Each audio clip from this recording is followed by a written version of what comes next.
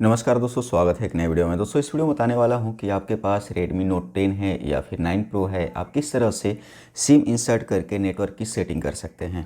तो सबसे पहले आपको क्या करना है कि सिम ट्रे को निकाल लेना है। तो यहाँ पे मैं सिम ट्रे को निकाल लेता हूँ।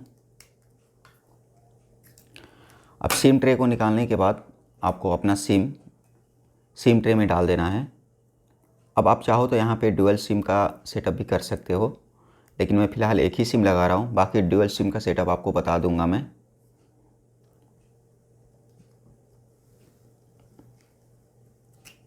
अब आपको सिम इंसर्ट कर देना है। इसके बाद आपको डायरेक्टली ऐसे स्क्रॉल करके, अगर सिम में कोई पिन विन लगा हुआ है तो आपको पिन एंटर कर देना है। इसके बाद ऐसे आपको चले जाना है मोबाइल के सेटिंग पे।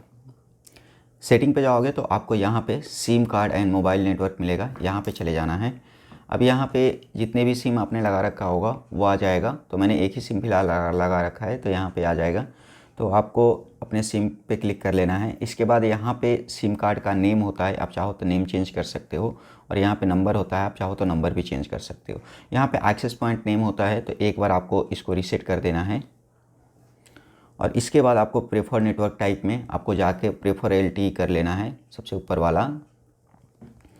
इसके बाद यहाँ पे प्रेफर्ड नेटवर्क टाइप मैं बता ही चुका हूँ। इसके बाद आपको मोबाइल नेटवर्क मिलता है, इसमें ऑटोमेटिकली रहने देना है। और ये जो वोल्ट वाला ऑप्शन है इसको आपको इनेबल कर लेना है। इसके बाद मेक यूजिंग वाईफाई कॉल्स, तो आपको इसको भी इनेबल कर देना है। ओके, अब इतना चीज़ कर लेना है। इसके बाद आपको बैक कर लेना है। बैक करने के बाद आपको यहाँ पे डिफ़ॉल्ट फॉर कॉल्स का ऑप्शन मिलता है।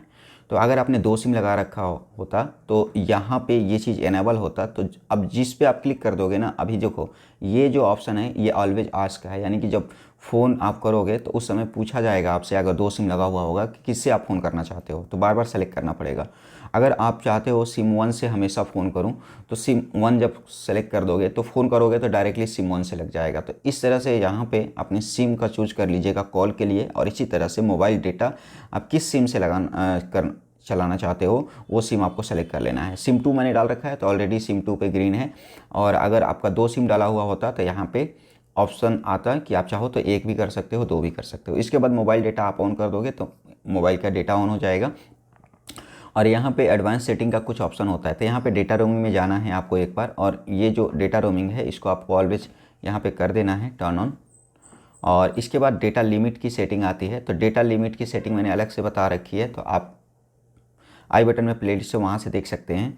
इसके बाद मोबाइल नेटवर्क डायग्नोस्टिक का एक ऑप्शन होता है, तो आप चाहो तो यहाँ से अपना नेटवर्क स्पीड टेस्ट भी कर सकते हो। ओके, आप देख सकते हो कि यहाँ से आपका नेटवर्क टेस्ट हो जाता है।